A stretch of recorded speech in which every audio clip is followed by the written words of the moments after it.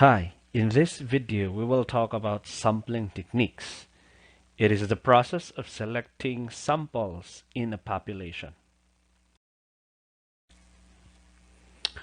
Let us begin by defining some terms related to sampling techniques.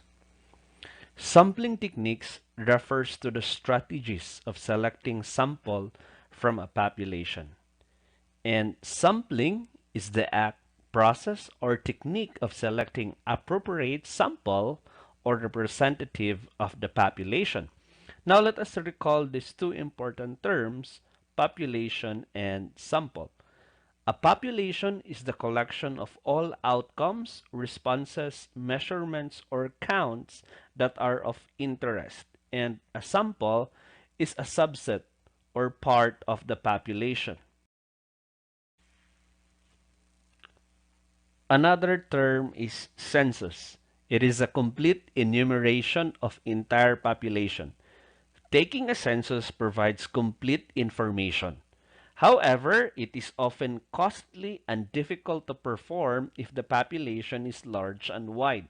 Maybe you heard about this census of the NSO or the PSA where they are going to do entire survey of the population of the whole Philippines. So that is census. Another term is sampling. Again, it uses representatives of sample.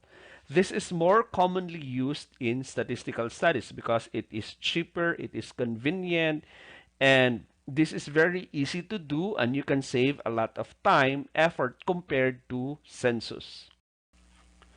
To collect unbiased data, a researcher must ensure that the sample is representative of the population. Appropriate sampling techniques must be used to ensure that inferences about the population are valid.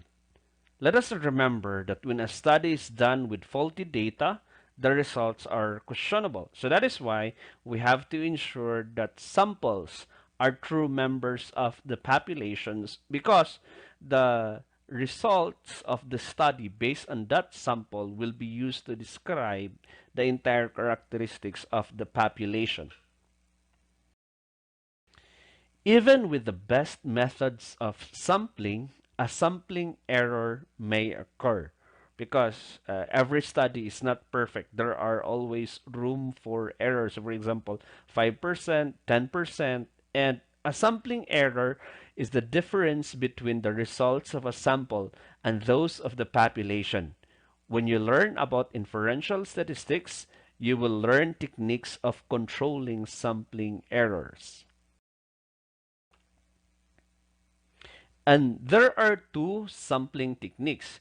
These are the probability sampling and non-probability sampling. When we say probability sampling, samples are randomly chosen, and each member of the population has equal chance to be selected. While in non-probability sampling, personal judgment plays a very important role in the selection.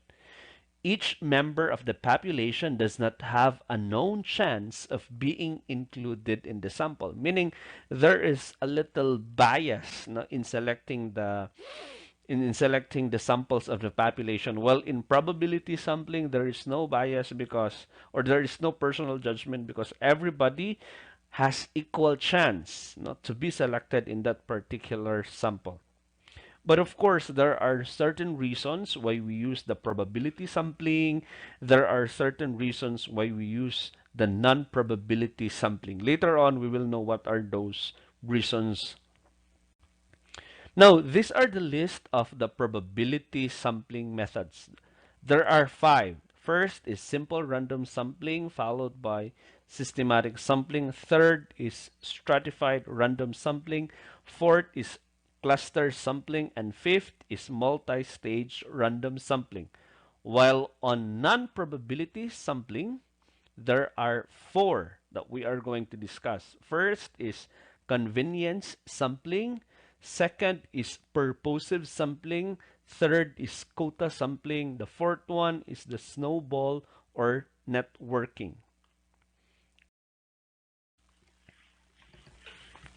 First, on probability sampling is simple random sampling. Each member of the population has an equal chance of being included in the sample. It can use table of random numbers and lottery or fishbowl method. One way to collect a simple random sample is to assign a different number to each member of the population. So it is expected that all members of the population are known or identified. Numbers will be assigned to them randomly, such as using the alphabetical order of names. Then a raffle system will be conducted. The number that were selected from the raffle will be included in the list of sample. The researcher will stop until the desired number of samples are achieved. Second, on probability sampling is systematic sampling. Researchers will obtain a systematic samples or system by numbering each number of the population and then selecting every kith subject where k is equal to the capital letter N divided by small letter n or population divided by the sample. Suppose there were 2,000 subjects in the population and a sample of 50 subjects were needed. Since the population is 2,000 and the desired sample is 50, we have 2,000 divided by 50, which will give 40. Then our k, or our constant value, which is 40. And it means that every 40th subject from the list of those 2,000 members of the population will be selected. The first subject will be taken from the numbers between 1 to 40 and it would be selected on random. So it's not a guarantee that letter K is 40 and the 40th number in the list is the first member. So you have to choose it randomly from number 1 to number 40. Suppose subject 12 were chosen as the first subject selected from the list.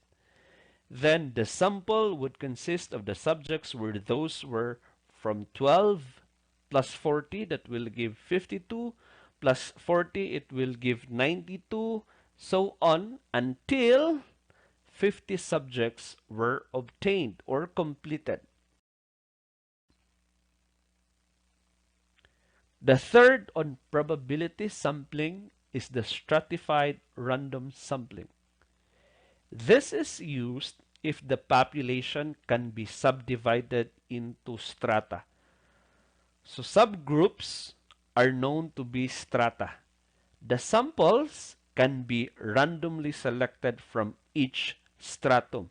So each subgroup is known as stratum.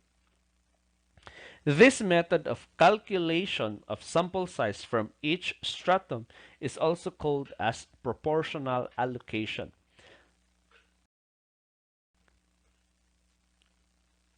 Example: a survey to find out if families living in a certain area with a population of 5,000 are in favor of face-to-face classes.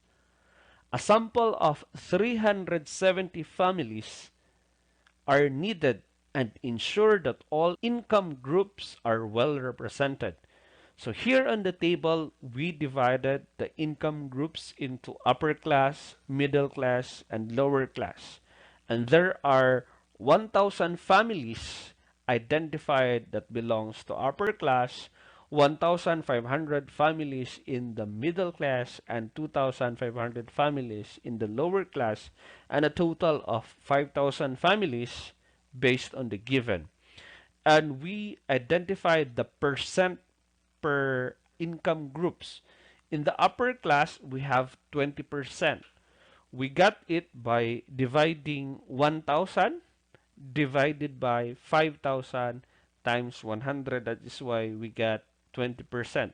For the middle class, we have 1,500 divided by 5,000. That is why we have 30%. For lower class, we have 2,500 divided by 5,000 times 100, that is why we have 50%, and all in all, it's 100%. Now, it's time for the number of samples. So, we will only take the decimal. We will convert the percent into decimal. That's why we have 0.2, and we are going to multiply it to the desired number of sample, which is 370. Using our calculator, we have 370 times zero point 0.2 or 20%. We have 74 families that we are going to include from the upper class, and from the middle class we have zero point 0.3 times 370, we will have 111. For lower class, we have zero point 0.5 times 370, which will give 185. If we are going to add this 74, 111, and 185, we will get a total number of samples of 370. That is why it is known as proportional allocation in every stratum. So our stratums are upper class, middle class, and lower class. So we get proportional allocation because of this percent that we have identified. The fourth probability sampling is the cluster sampling. This is usually used if the population is very large. It is sometimes called as area sampling. The members of the population are divided into groups or clusters using geographical or regional areas. So for example, we have region 1, region 2, region 3, region 4, or we are going to cluster it by Luzon, Visayas, and Mindanao. Example, we want to determine the average daily water consumption of families living in Malaybalay City. There are 46 barangays in Malaybalay City, and we can draw a random sample of 10 barangays using simple random sampling, and then a certain number of families from each of the 10 barangays are chosen. The fifth probability sampling is known as the multi-stage sampling, meaning combination of two or more sampling methods are used. Now let us proceed to the non-probability sampling. First on the list is the convenience sampling. Samples are chosen because of their availability. It also offers convenience to the researcher. For example, suppose you want to know the average income of Filipino individuals. For your convenience, you selected the sample based on your Facebook friends.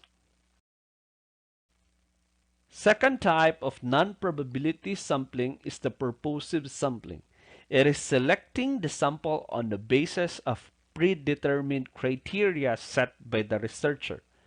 The sample is selected based on the objective or purpose of the study. Example, the research is about the life of teenager who is already a mother. Of course, only teenage parents will be the respondents of this particular study. Third is the quota sampling. This is equivalent of stratified random sampling where you are going to create subgroups. The only difference is that the selection of the samples in each stratum is not random. For example, a survey is conducted to determine the most popular noontime show. Each field researcher is assigned to a certain area and given a quota of 300 viewers. The fourth type of the non-probability sampling is known as the snowball or network sampling. This is used if the desired sample is difficult to find or locate. This relies to a referral. That is why it is sometimes known as referral sampling. For example, if one is interested with drug users, alcoholics, or HIV positive, the researcher asks referrals from the participants to locate potential samples. And these are the sampling techniques. Again, we have the probability sampling, wherein each member of the population are given equal chances. And The strategies that we can use are the following: simple random sampling, systematic sampling, stratified random sampling, cluster sampling, and multi-stage random sampling. And we also have here the non-probability sampling methods, wherein personal judgment are used in selecting the samples from the population.